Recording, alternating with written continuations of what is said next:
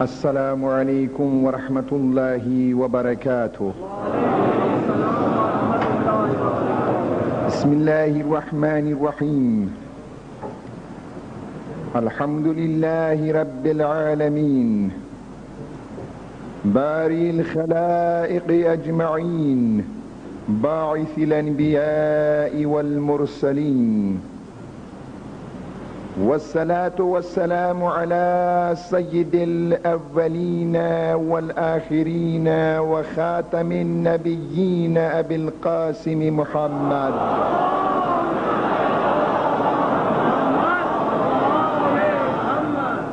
وعلى آلہ الطیبین وصحبہ المنتجبین، وبعد فقد قال العظیم اعوذ باللہ من الشیطان الرجیم، واعتصموا بحبل اللہ جمیعا ولا تفرقوا۔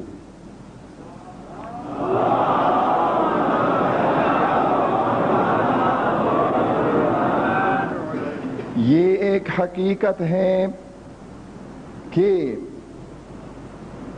برصغیر کے مسلمانوں نے پاکستان کو اسلام کے نام پہ حاصل کیا اور بنایا، وَإِلَّا برصغیر کے مسلمانوں کے لیے ہندوستان میں رہتی ہوئی کسی قسم کے مذہبی رسومات سے ممانعت نہیں تھی۔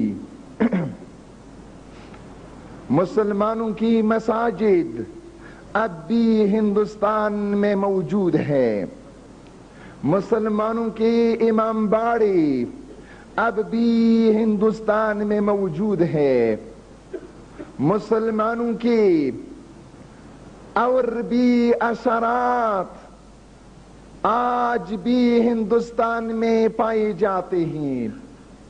پس مسلمانوں کے لیے ہندوستان کے اندر رہتے ہوئے مادی قسم کی تکلیفیں نہیں تھی،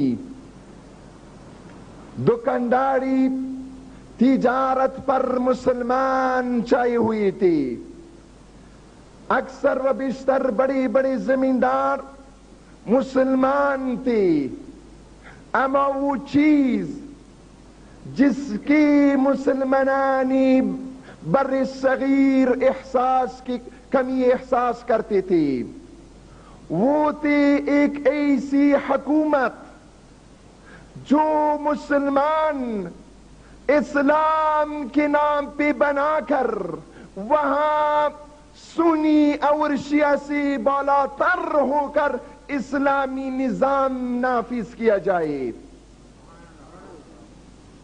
اس مقصد کے لیے مسلمانان بر صغیر سنی اور شیعہ متحد ہو کر متفق ہو کر بیک آواز ہو کر اور دونوں نے خون اور قربانی دے کر اسلام اور اسلام کے نام پر پاکستان حاصل کر دیا۔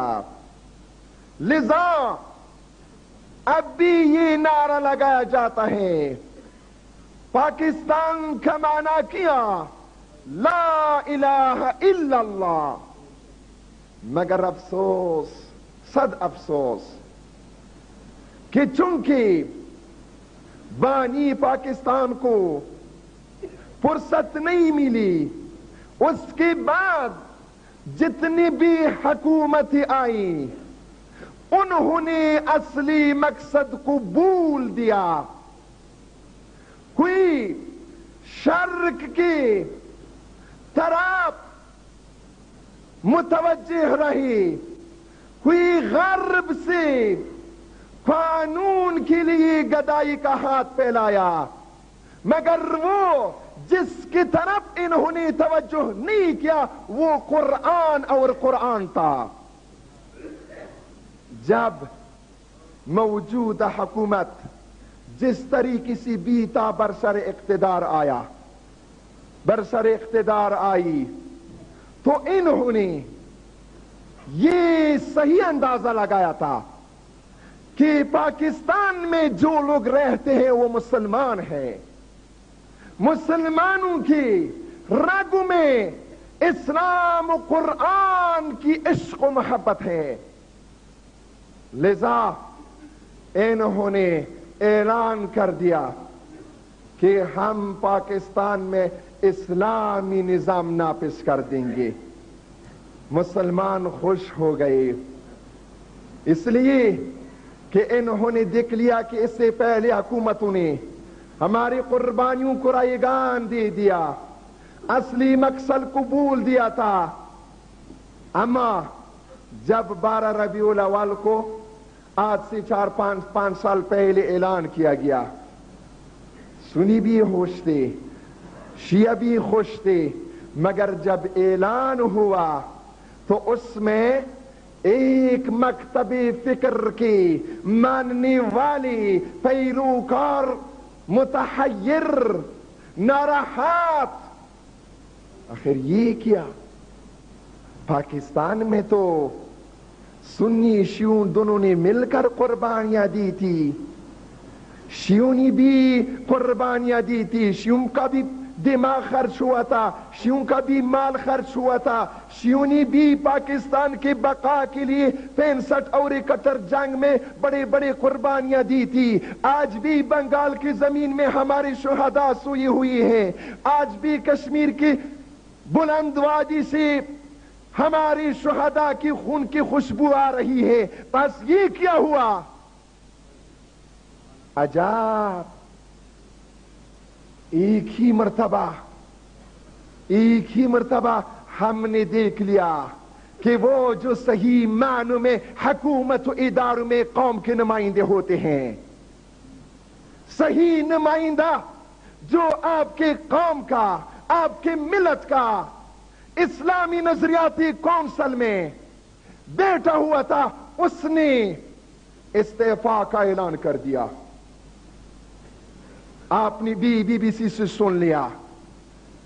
لیکن ہمیں تو بہت تعجب آتا ہے کہ جب ہم نمائندگی کا سوال کرتے ہیں تو بعض ہمارے سادہ لوح قسم کے لوگ ہمیں کہتے ہیں کہ کیا اسلامی نظریاتی کونسل میں ہمارا فلان صاحب نہیں ہے, کیا شورا میں یا شورا ہے اس میں ہمارا, البتہ لفظ میں جانتا ہوں شورا ہے, ایسا نہ ہو کہ آپ خیال کریں کہ بارے شورا میں جو ہمارے لوگ بیٹھے ہیں وہ بھی تو ہمارے قوم کے نمائندے ہیں فلان حکومتی ادارے میں.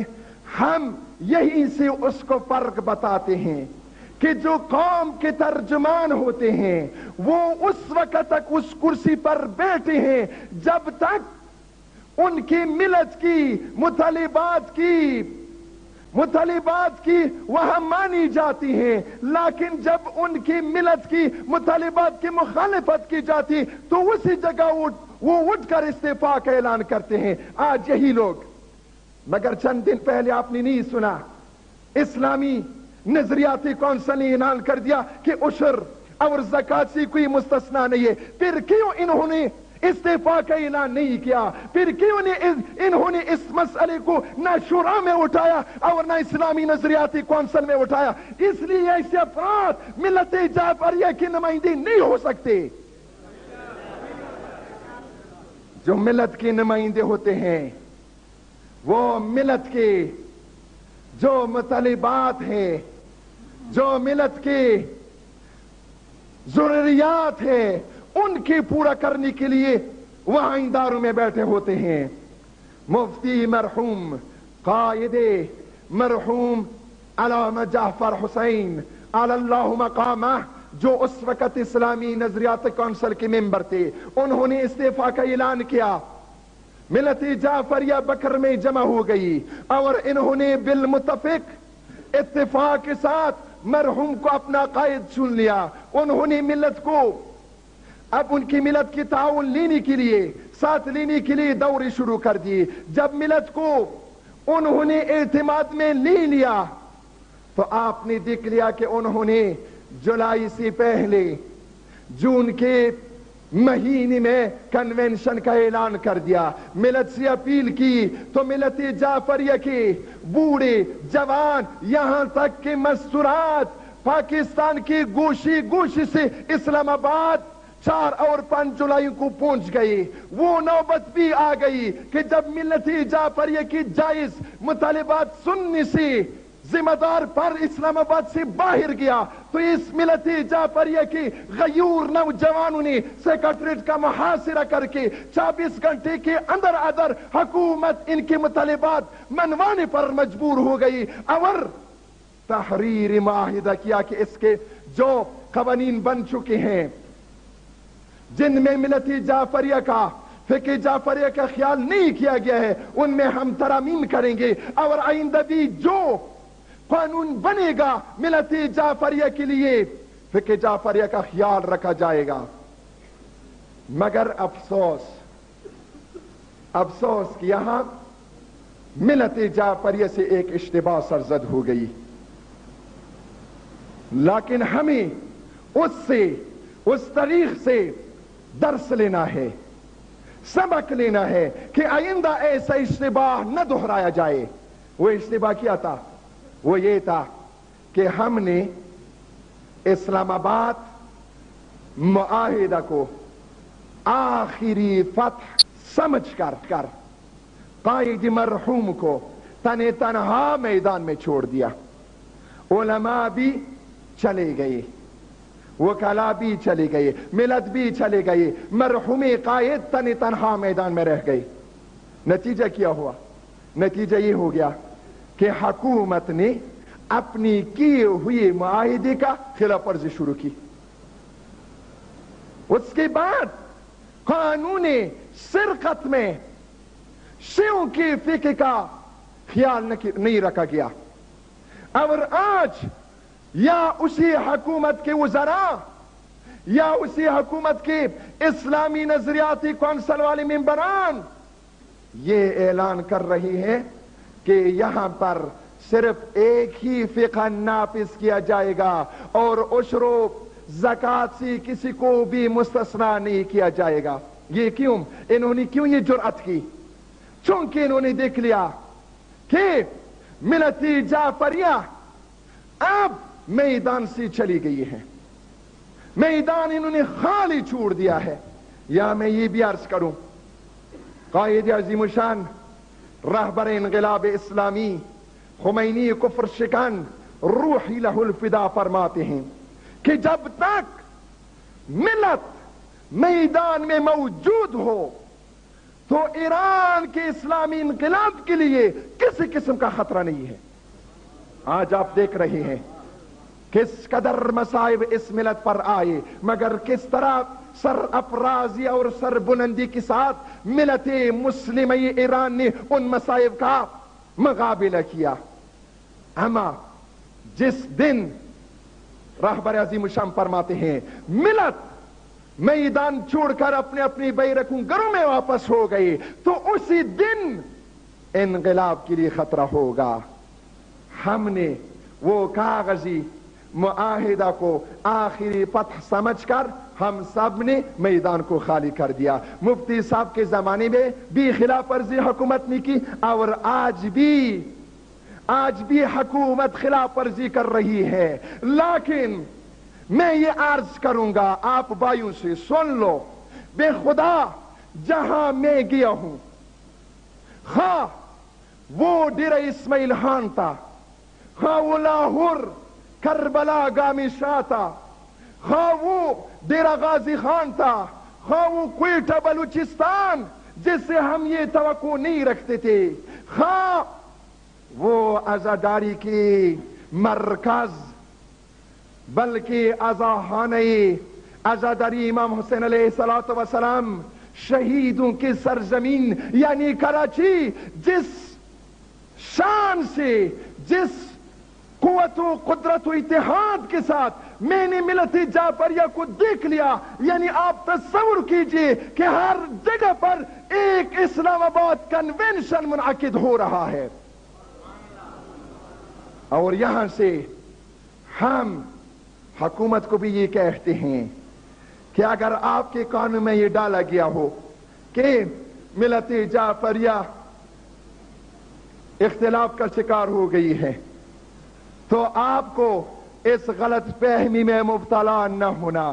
بے خدا آج ملت جعفریہ کی چھوٹی بچی مستورات تک سب نے یہ فیصلہ کیا ہے کہ ہم پاکستان میں اپنے لیے صرف اور صرف فقہ جعفریہ مانگتے ہیں. آپ کو معلوم ہونا چاہیے کہ ہم اگر ایک دوسرے کے ساتھ طرز اور طریقے میں، بلکہ یوں کہوں راستے میں، وسیلے میں ہم مختلف ہو سکتے ہیں، بڑھ سکتے ہیں، لیکن مقصد و ہدف کے لحاظ سے ہم ایک دوسرے کے ساتھ کوئی اختلاف نہیں رکھتے. ہم سب کا مقصد پاکستان میں شیعوں کے لیے نفاذ فقہ جعفریہ ہے.